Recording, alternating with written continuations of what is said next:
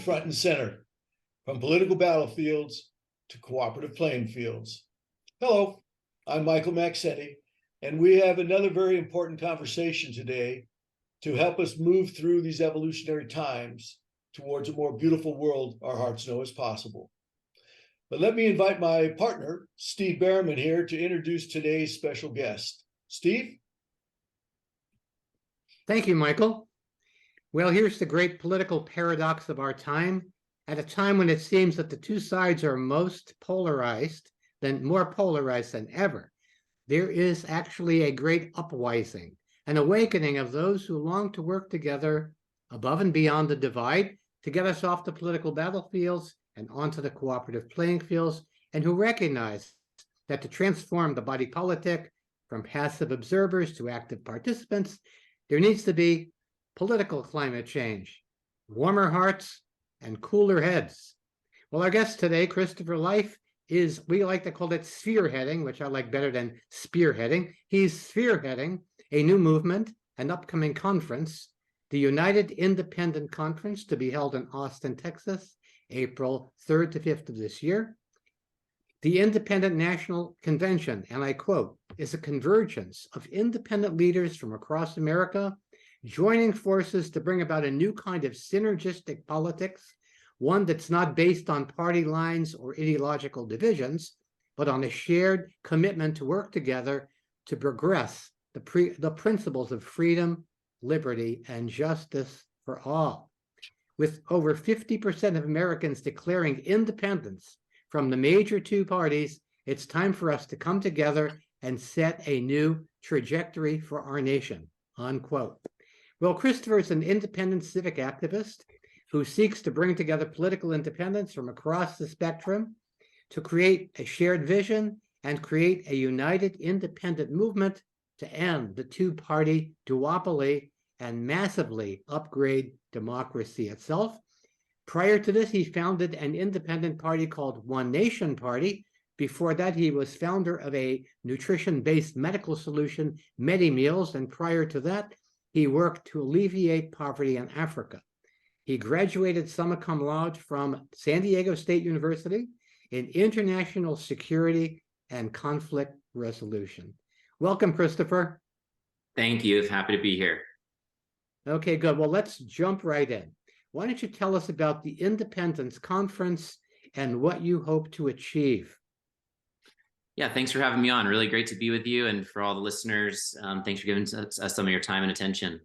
We're very excited about the upcoming Independent National Convention. It's about 7 weeks away now. There's a growing amount of excitement and energy as more leaders from the independent sector are all converging in Austin this April. And, what is the independent sector itself? The independent sector is a concept that involves and includes independent political parties. It also involves and includes political reform organizations, but also involves and includes new technology solutions and independent media solutions and unaffiliated voters and all different types of related and tangential movements. So when I say the independent sector, it's a space of thousands of different organizations and millions of Americans. And up until recently, there hasn't been a context to be able to invite that total system to be able to see itself as one whole, as one independent body of America. And of course, within that space, there's different ideological orientations. And so for decades, the Green Party and the Libertarian Party didn't think like they had very much in common, because if you plot the Green Party and Libertarian Party on a two-dimension spectrum of left and right, then Greens are closer to Democrats and Libertarians are closer to Republicans. So the Libertarians and Republicans might have a more context to coordinate. But as we're kind of letting go of that left-right divide as the dominating paradigm of our politics, and as we're starting to realize the egregious effect of a existing two-party duopoly that's really dominated American politics, then there's actually becoming more and more in common with different groups that are independent from the two-party system, because we can actually have a lot that brings us together. First and foremost, to be able to end the domination of the two-party system in our country.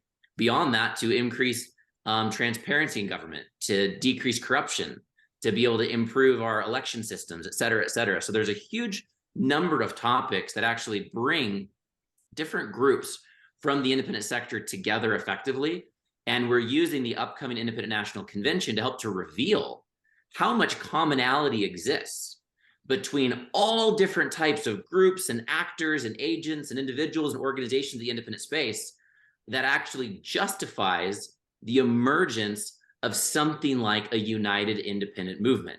Not to be able to make all the groups one group, not that at all, but to create a context of coordination so that all the groups can work more effectively together in less silo, less segmentation, less fragmentation, and more productivity by being able to coordinate resources, coordinate roadmaps, coordinate visions, coordinate priorities, coordinate how we're thinking about the very issues that we're addressing and approaching, and have a higher degree of interpersonal relatedness amongst individuals and organizations and actors within it. So that's really the punchline of the upcoming INC is it's an event context to be able to bring all these different groups and thought processes into one physical event to be able to achieve a certain set of outcomes.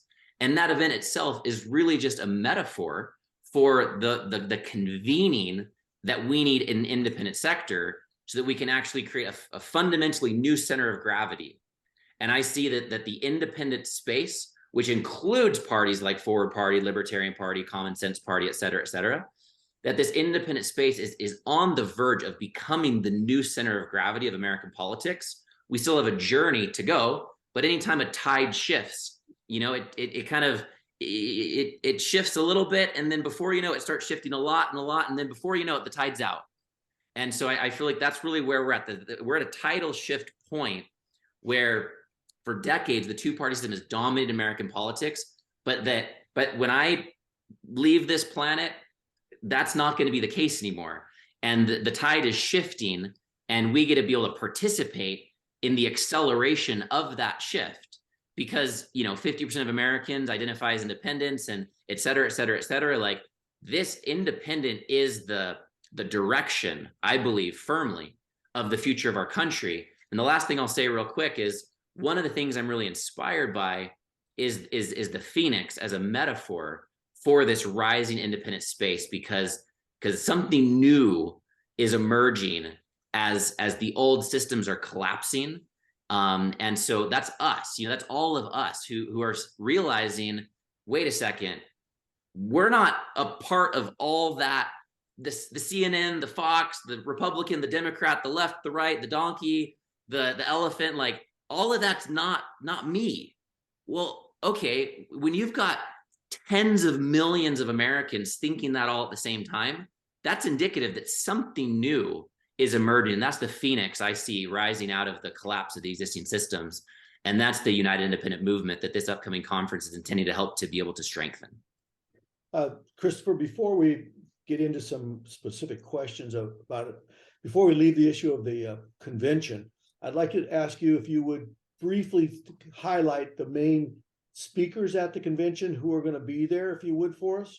Sure, yeah. So from a kind of headline speaker standpoint, we have former congressional member and former mayor of Cleveland, Dennis Kucinich, which is a beloved leader by many in this country. We have former congressional member and presidential candidate Tulsi Gabbard, which is also a kind of a beloved leader by many. And then we've got Catherine Gale, who's one of our other headliners, and she's the author of, I believe, Politics Industry is the name of her kind of flagship book.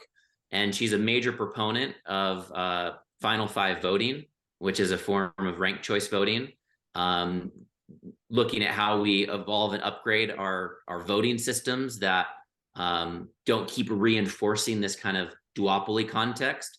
Those are some of our headliners. And we have some others that are kind of potentially in the works, which we'll announce once those confirm.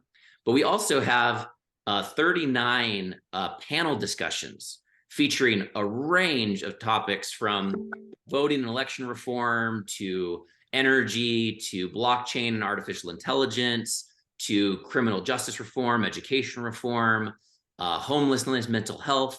So we're looking at all of these different topics that matter so much to us, to our American and global society right now.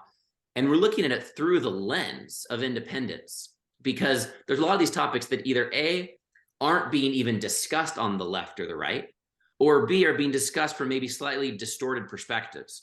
And so these are independent solutions that are coming forward through society right now, and we're bringing these conversations forward at the Independent National Convention. Great. I'd like to ask you one, before I ask you the second question I wanted to ask, on your topics of these discussions, do you have a topic there about propaganda and how it's being used to manipulate the masses? We have a topic on independent media, and that would probably be the space to talk about that topic.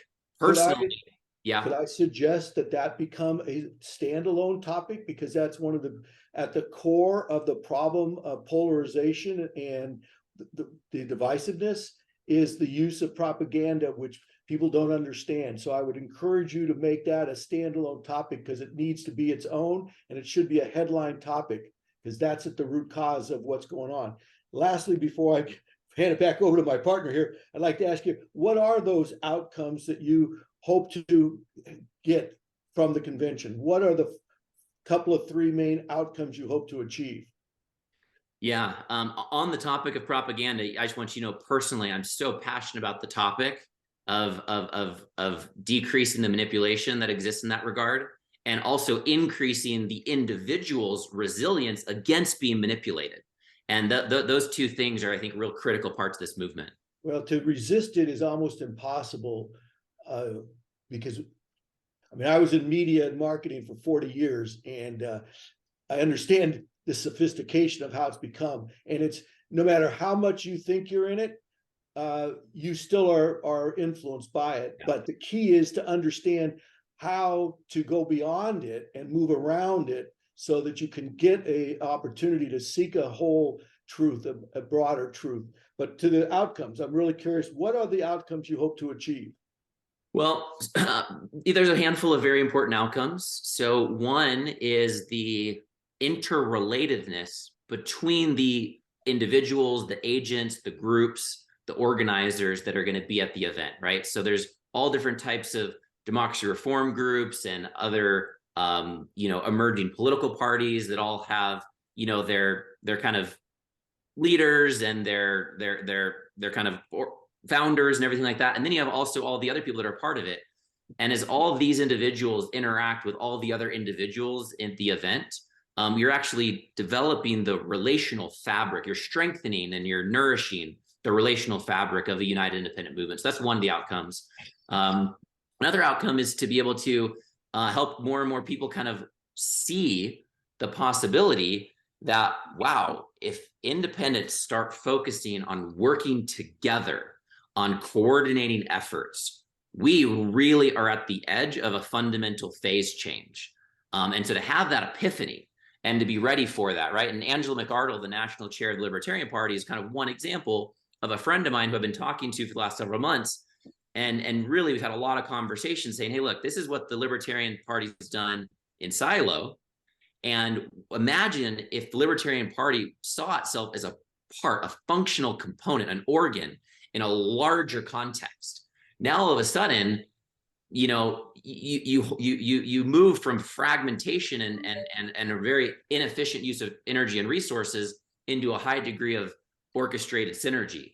And they're already doing it. The Libertarian Party's currently co-producing an event with the People's Party, which is an independent party, quote unquote, out of the left. That's happening in DC later this week. And so that's an example of two totally different independent organizations that have different ideological backgrounds that are coordinating together to achieve outcomes. And I want to see that happening like popcorn, more and more and more coordination, joint efforts, joint engagements, joint endeavors, joint events, that kind of a thing.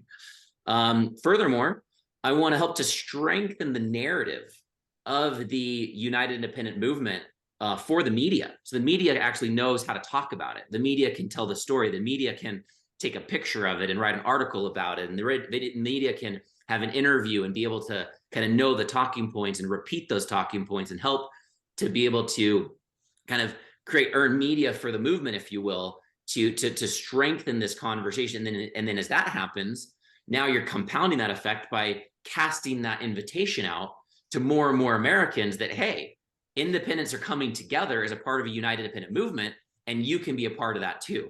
So we use the event to strengthen the story, to tell the story, to then be able to expand the story and make that story more real, to get more people involved, to show up and say, hey, look, I want to get my local organizing button gear to be able to participate in this, in strengthening a local node of the United Independent Movement, and building local coalition between the Green Party and the Forward Party and the Libertarian Party in my local community, and tie that in together with the local democracy reform initiatives that are happening and the church groups and the nonprofit groups, and make sure that we're working together to improve our own individual civic culture, upgrade our own local democracy, and ultimately prepare a campaign apparatus to reliably move more and more people that are independent from the existing two-party system into city council, into mayorship, into county commissioners, et cetera. Well, we can go on separately, but my podcast partner here has been very patient. And Steve, jump in, please. Yeah, it's very interesting. In the past, political movements have tended to be ideological and issue-based. If we're looking at third parties, for example, they tend to be around an ideology. And now here is an entirely different sensibility emerging. We have, first of all, the Common Sense Party and the Forward Party resonant with this kind of movement, which is not so much looking to impose some kind of an ideological or belief narrative or even policy narrative, but this is actually creating coherence, perhaps around the idea of government of by and for the people, where the government does the people's bidding and not the bidding of the highest bidder. So I really appreciate you building coherence around this. And the question I have is, obviously, to do this, you have to create a culture of collaboration and a culture of connection to counterbalance all of these influences that are creating separation. How are you going to address this culture of collaboration, or is there such a culture that can be manifested in this through this event? Yeah, thanks for asking that. And to kind of go back to the first point that you were kind of broaching a bit there, I'd like to kind of stop for a second. And it's when we look at the kind of narratives around topics, so often those topics are focused on social issues or economic issues. And if you don't have a particular position on a social issue or an economic issue, people might misrepresent that you don't have a particular topic or you don't have a particular ideological orientation. But there's a whole domain of issues that is kind of like vacant from even being seen as an issue. And those are the issues I refer to issues of governance, how we govern ourselves, as real issues that have real teeth, that are really meaningful, that aren't just like,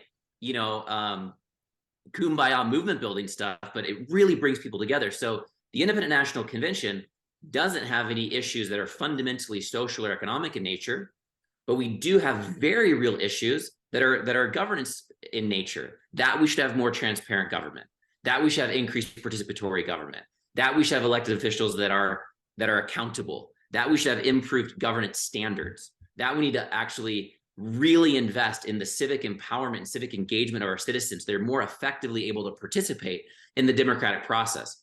These are very real issues. They're just issues that are governance in nature. And so I want to really foreground that element, because you can use those topics, those issues, to be able to bring people together. First and foremost, you have to be able to name that category of issues, and people wake up and be like, oh yeah, those are really important issues.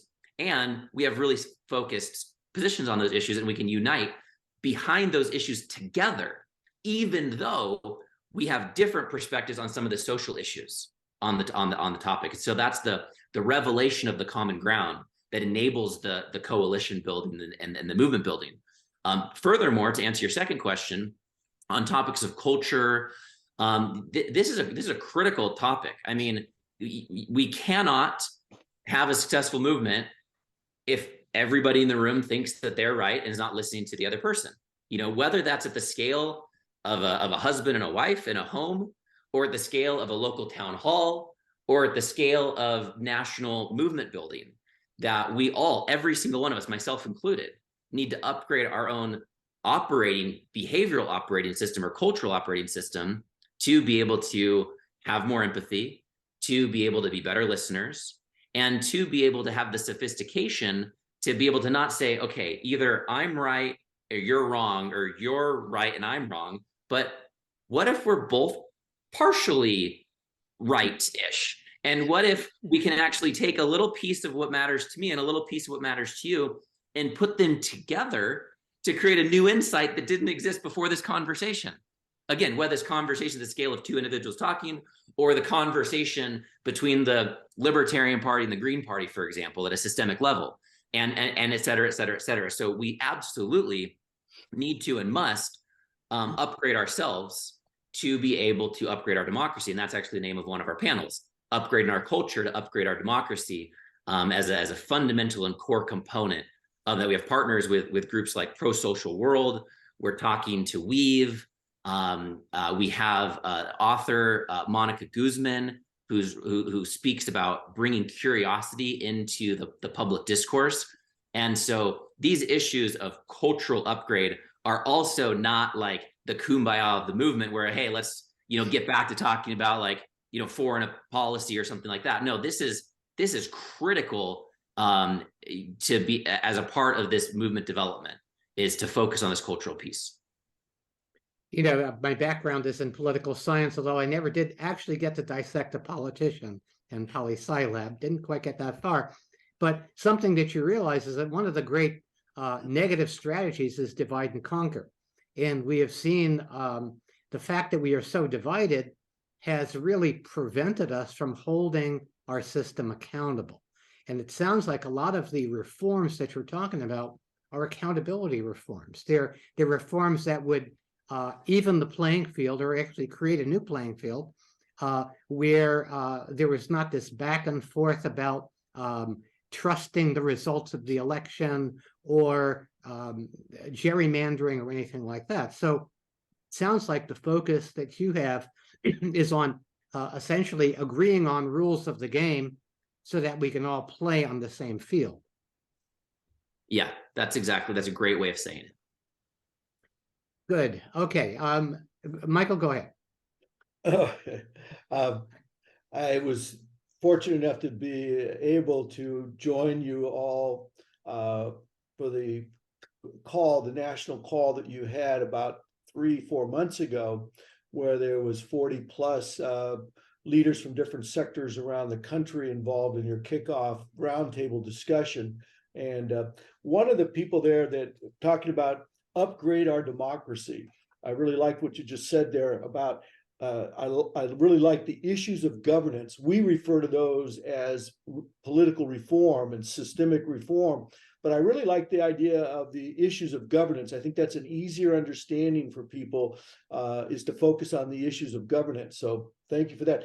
Upgrading our democracy. You had a speaker that I was very impressed with what she had actually accomplished, Amelia Powers Gardner, from Utah County, who gave a very simple but very specific example about how to utilize, how for government should be looking at how it can deliver its services more easily to the public. And she gave a very simple example based around getting a marriage license and things, on two aspects of how the government needs to totally change to become a real functioning for the people, a facilitator of activity besides a facilitator of cultural change. And I really appreciate you focusing on that. One of the things that I wanted to ask you about on your outcomes is, and I love everything you said, and I really, and at some point I'd like to talk a little bit about the Declaration of Independence, because I've shared that with some people and said, is there anything on here that you would disagree with? And that's a great starting point for people to understand, is your principles are outstanding, and few people could say, no, I don't, there's something there I don't like that would make me not want to be a member of this independent national union.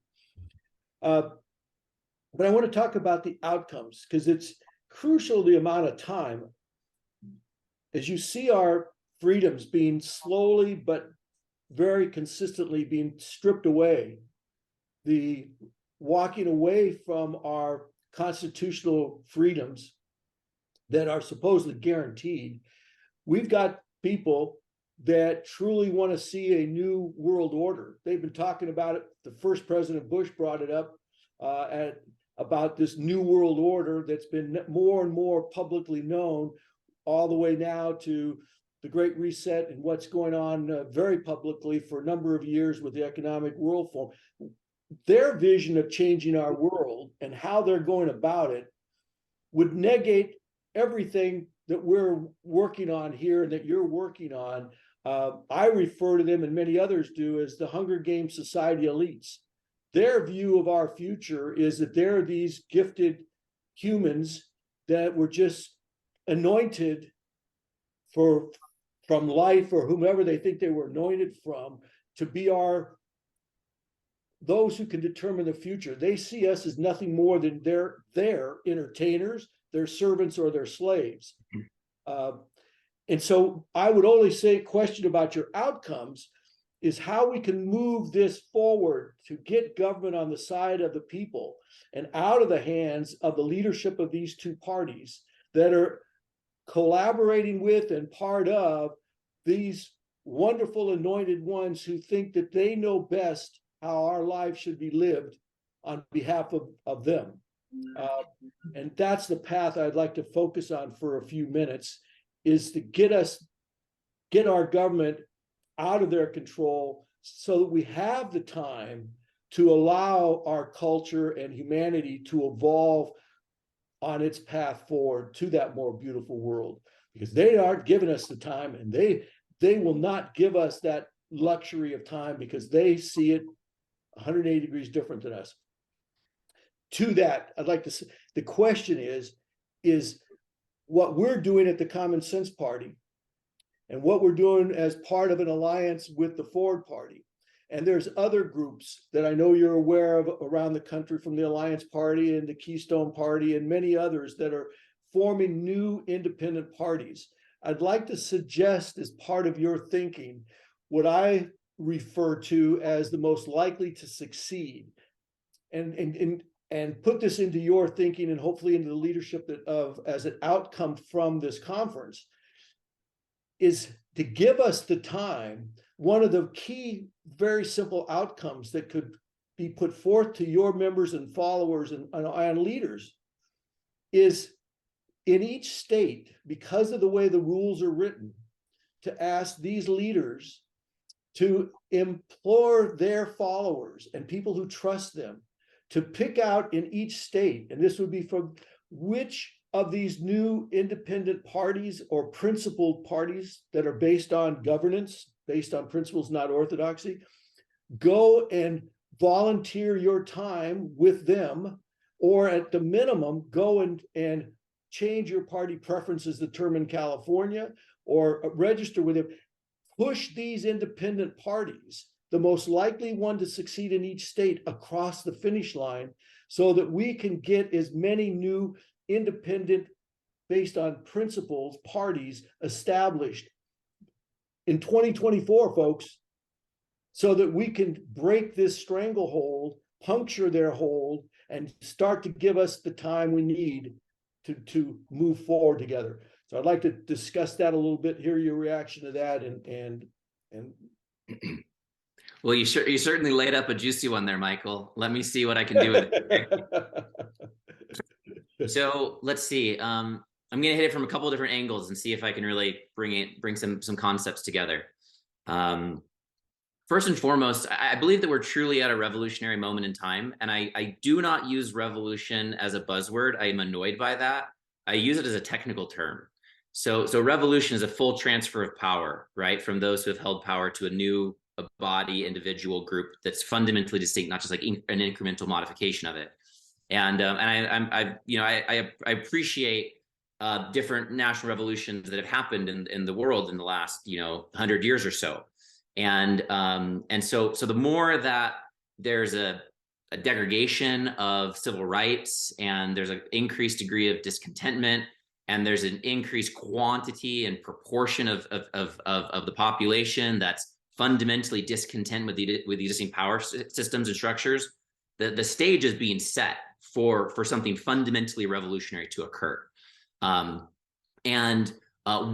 of the things that defines a lot of successful national revolutions is that everything that's not bolted on to the existing power structure unites and comes together.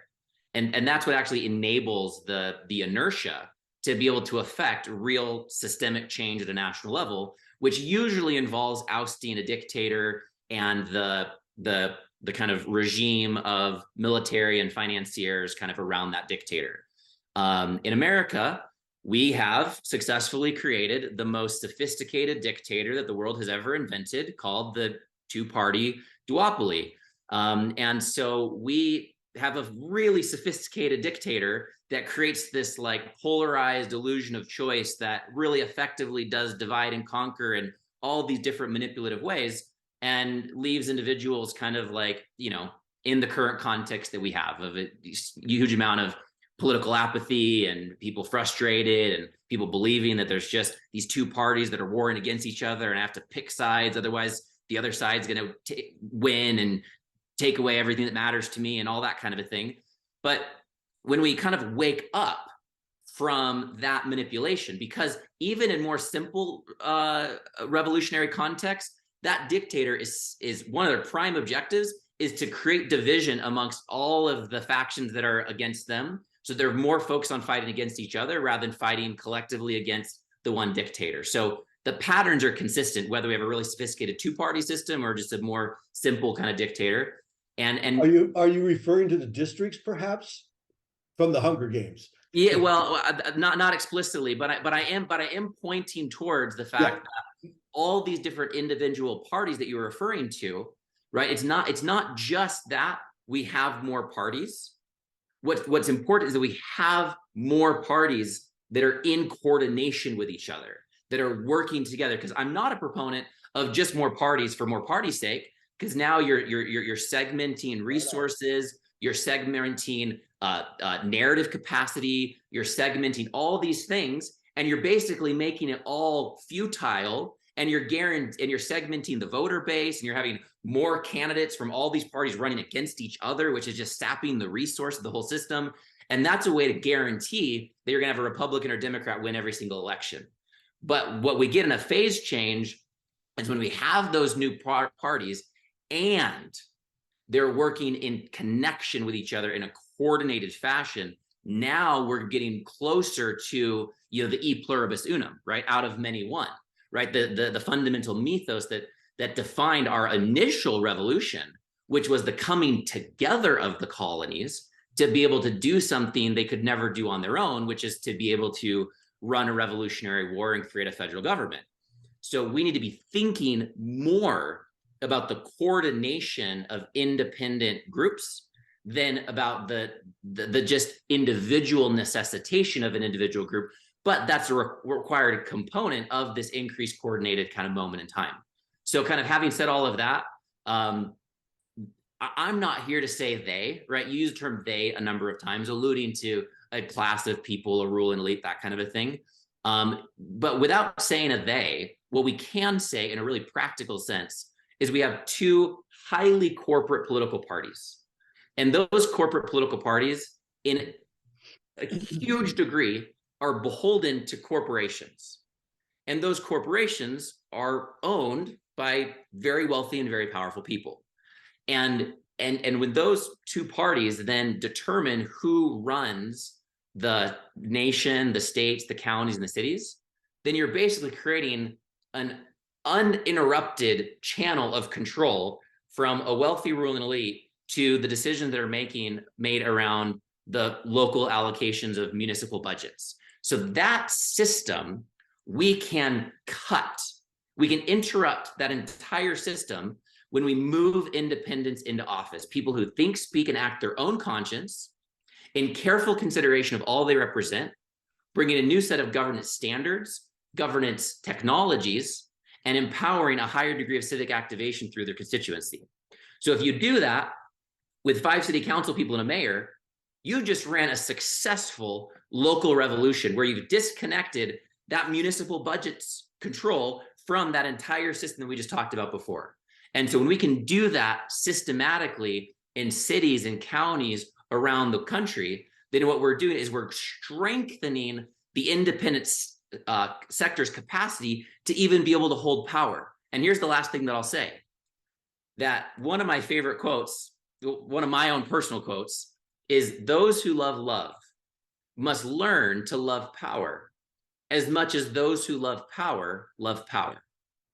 And inside of that, what I'm pointing to is I'm not here to say, oh, those powerful people that think that they're ordained, they've gotten really good at power. So we don't need to actually like complain against them. We just need to become better at being powerful. We need to actually become more effective at being powerful. And as we do so, to integrate the love and the power into one new integrated system of like a new kind of political ethos, a new political consciousness that can kind of come online. And so as we do all of this kind of micro local revolutionary work, movement building work, what we're actually doing is we're systematically drawing power away from that system by way of resources, by way of government contracts, by way of voter support, by way of media narrative capacity, by way of dollars, by way of sentiment. All these different ways we're drawing power away from that system, and we're aggregating and developing power into a new alternative that more and more people can participate in. And you have senators like Kyrsten Sinema, who just declared her independence, right? An active US senator that said, you know, even though this is the party that got me elected, I'm actually declaring my independence so I can better align with my constituents who are fundamentally independent. Well, what's happening? We have more than 50% of Americans who are becoming independent.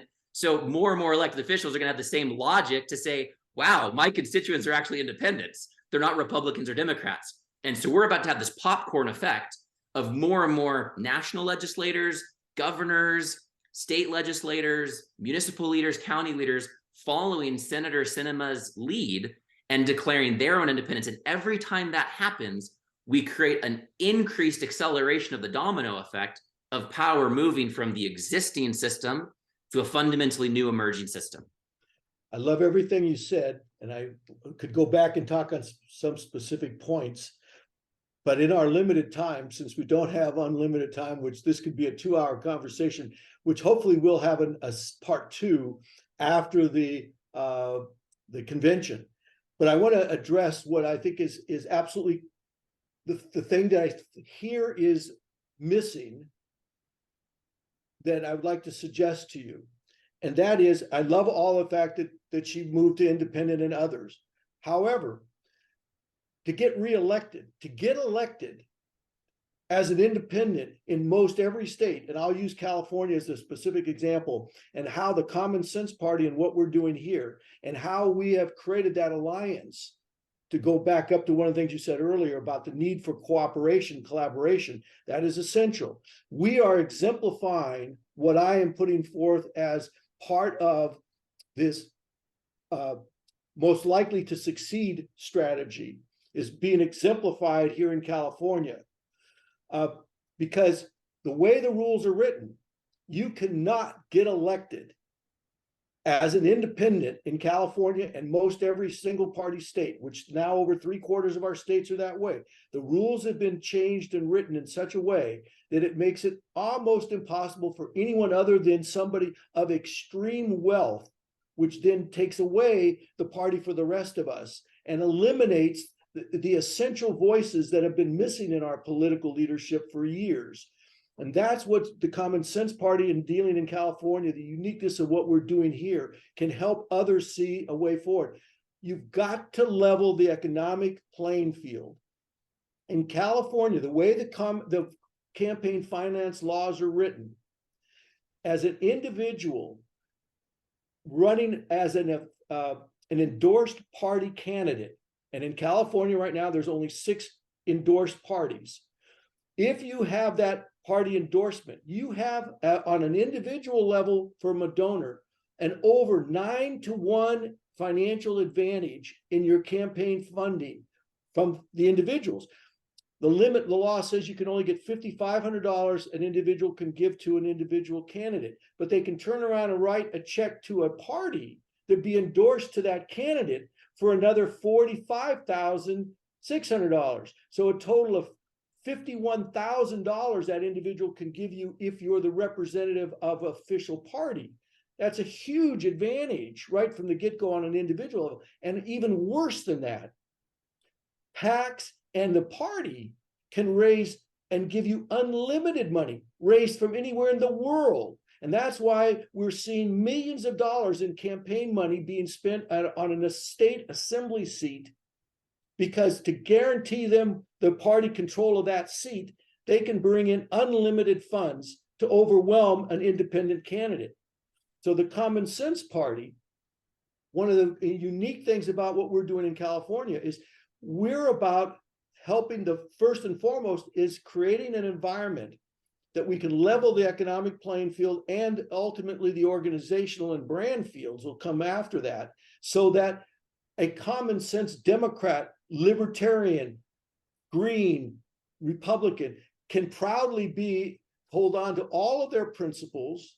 They're not asked to give up any of their principles to get the party's endorsement to level that economic playing field. Only thing they have to commit to get that endorsement is a set of principles that we summarize in 3 simple words: responsible, open, and inclusive, which each have a little longer definition, that you've demonstrated in your life story that you are a person of character who's demonstrated responsibility, open-mindedness, inclusiveness. I summarize that in one word: you have integrity, that people can count on, that you will do what you say you will do. And that's the kind of people we want to get elected. Those are the people that allow us then to rewrite those rules so that independence can even go further. But you can be a true independent, but to be a true independent as being a member of the Common Sense Party, because you're not asked to give up any of your beliefs on anything. You just have to be a person of character to get the endorsement. And that, in the collaboration with what Ford's doing on a national level, is exactly exemplifying what you talked about, working total in collaboration together to create the kind of party that will represent the people's interests, not the leadership or the special interests. Yeah, Michael, I'm really with you, and we're on the same page. We're saying the same thing. So I really appreciate what you're saying. And just to kind of add to that a little bit, when I use the word independent, I kind of got 2 different things I'm referring to simultaneously. One is the identification or the affiliation of being independent. And what that means to me personally, although it might mean different things to different people, doesn't mean that people aren't affiliated with a party. It literally just means that they're not a part of the existing 2-party system. Because independent, what I'm referring to is independent from the existing dominant power system of our country, to be able to participate in the revolutionary work we have ahead of us. And then I also use the word independent as a cultural concept. A person is independent if they themselves, with their own integrity, think, speak, and act their own conscience, and that they're not beholden to groupthink or beholden to other types of ulterior motives or ulterior interests that act through them. And so from that vantage point, we're exactly saying the same thing, that there's this whole tapestry of parties that are going to help to support and create independence, that are affiliated with and associated with those parties, backed by those parties, integrated with those parties, to be able to achieve these electoral outcomes that we so desperately need. Here's what I would like to ask of you and the people there that are watching, and those who are libertarians, hold green, whatever. If you're a member of a party that's based upon orthodoxy, then what you're really saying is my personal beliefs trump what's best for the country and others. And I'm not willing to be collaborative in the decision making. And I don't believe most people who are libertarians or greens or whatever really feel that way. They see that as their primary issue path.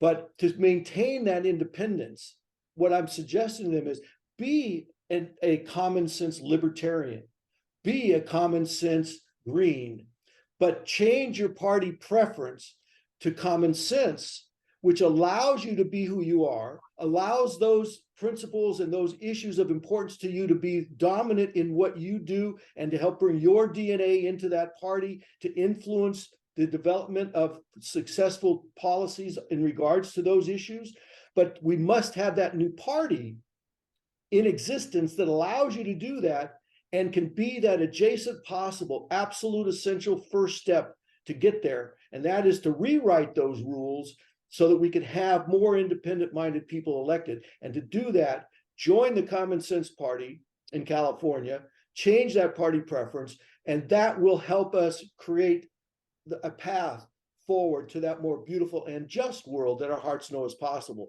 And on that, I will shut up but this is so important. I love what you're doing, and I'll support you 100%. I hope you will ask your people in California to realize this is the path forward ahead, is joining this party and get us that path, get us that door open so that we can begin to get governance issues on the table and get Catherine Gales and all these issues starting to be resolved, because the control of these parties will not ever change the laws and the rules to make it easier to take any of their power or control away.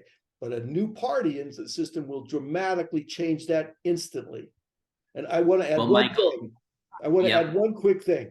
As soon as a new party is in formation, is there, we believe most all of the elected officials went into office truly to serve and to make our country or state better.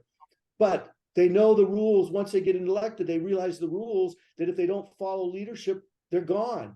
So they play the game. As soon as they know that there is a new path for them to get reelected and hold on to their job is available, now they can stand up to leadership and say, my heart and my constituents would expect me to vote thus. And so I'm not going to do what you say. And if you try to force me to do it, I'm not going to do it. And I'll just become a common sense Democrat, Libertarian, or whatever. And then I can do it. So if I do the right thing, I can get reelected. I can keep my job. And now I have a path ahead that allows me to do that.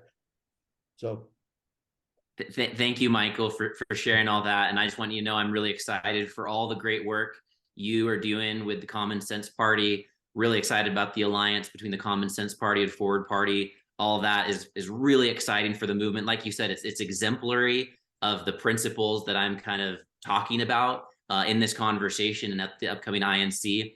And if you change your mind personally about coming to INC, I have a panel with your name on it that I'll reserve a spot for, which is called The Role of Emerging Minor Parties in This Movement. And that's the space for this conversation to be had. And if you're not able to physically travel to the convention, I really hope a lot of other members from the Common Sense Party, from Front and Center, from the folks that are watching this, really realize, hey, this is a moment in time for me to make a choice. Like, am I gonna actually gather at this physical convergence of independent leaders that represent independent parties, democracy reform organizations, independent media, like this massive convergence that's happening in the middle of our country in April? And it's always one of those choices, like, am I going to go? Am I going to get a ticket? Am I going to buy my plane ticket? Can I take the time off? But I think so many of us have had our lives changed by making the choice to kind of show up to a physical event that has the opportunity to create all kinds of synergy, inspiration, opportunities. So I really want to make a real hearty invitation to everyone in this network to consider joining Steve and the rest of us at the INC in April in Austin. Christopher, I would like to ask you that if you would please send me an email with that panel and I will then see what I can do to actually make that happen, and I'll confirm that I could be there. This will be great. This will be a very harmonic convergence. Now, can people who cannot be there physically, can they participate in this conference? Is there going to be any remote aspect of it? We want people to be there physically, of course. We'll be announcing some remote aspects as we get a little bit closer to it. But really, this is the moment in time for folks to be thinking about being there. There's going to be something we've put out a call, right? If you build it, they will come, right? This is kind of a Field of Dreams moment. And we've put invitations out to thousands of different leaders, and everyone's going to choose for themselves. Am I going to actually show up physically and be a part of this historic convergence of independent leaders? And so that's the first thing for people to really think about and consider. And we want to make sure that beyond that, it's accessible to millions of Americans around the country who aren't able to travel at this time. Excellent. Excellent. Thank you so much, Christopher, for sharing this and for all the work that's gone into it up until now, and for creating this marker where people can show up for a truly revolutionary and evolutionary event. Thank you so much. Before we sign off, though, Christopher, I'd like to ask you one question, as we've asked many of our guests in closing. And I know we have both the as succinctly as possible and off the cuff, share with us what would be your vision for a more beautiful and just world that your heart knows is possible. Well, I'm not an incremental change guy. I'm a phase change guy. And so I really see that we're at a moment in time where we really could go into utter dystopia or potentially a very opposite direction. But in order to do that, it's going to require a total, complete rebirthing of human civilization, how we think about economics, how we think about community, how we think about governance, how we think about our relationship to technology, how we think about our relationship to each other, the planet, and the cosmos. And so there's a more beautiful world that I feel like I can see in my mind's eye. But there's not just one or two facets I want to point to. I want to point to, the journey that we'd actually have to go on of a focused kind of like Apollo project kind of concept at a planetary civilization scale to navigate a multi-decade journey of examining the totality of human civilization and running the appropriate experiments that help us to generate the appropriate insights that help us to plant and grow a more coherent expression of human civilization thereafter. Thank you. And that's where we have to get government on the side of the people, so it can become a facilitator to that process that you just so wonderfully outlined. And that's really going to be my punchline here too. I absolutely believe that government has the potential of serving the total upgrade of human civilization. And it's been utilized in a lot of ways to the detriment of the public to be able to benefit certain special interests. But it doesn't mean that the total potential of human government can be has actually been revealed and manifested. And so the final state here is I see America as a promise of the potential of governance of, by, and for the people in service to life, liberty, and the pursuit of happiness. And that we are still at an adolescent stage of moving towards the fulfillment of a very large promise that's taking a very long time to actualize. And we're learning every way to not do it along the way so that we can actually fulfill the promise here. And that's what being an American patriot really means to me, is that we're in position to fulfill the promise of life, liberty, and happiness for all. Beautifully said. Steve, any final words before we close the show? No, I think Christopher, you said it. We are so looking forward. I believe Michael will be at this event. We are so looking forward to converging harmonically in Austin in April, and we're inviting everybody that we know who's even thinking about it to come take that trip and be there for an event that's going to be the beginning of something very significant. Thank you, Christopher. Thank you for having me on your show. Thanks, guys. But before we close now, just want to say thank you so much. And for those of you who know that we're on the Locals platform, you please go there so you can actually subscribe and even help Steve and I continue on this work with your contributions. As everybody always says, you sign off, please like this, share this, etc. It's available not only on YouTube, but it'll be available on most all of your audio platforms as well. This is an incredible time in history, and you can be a part of it. Put your DNA into this evolution.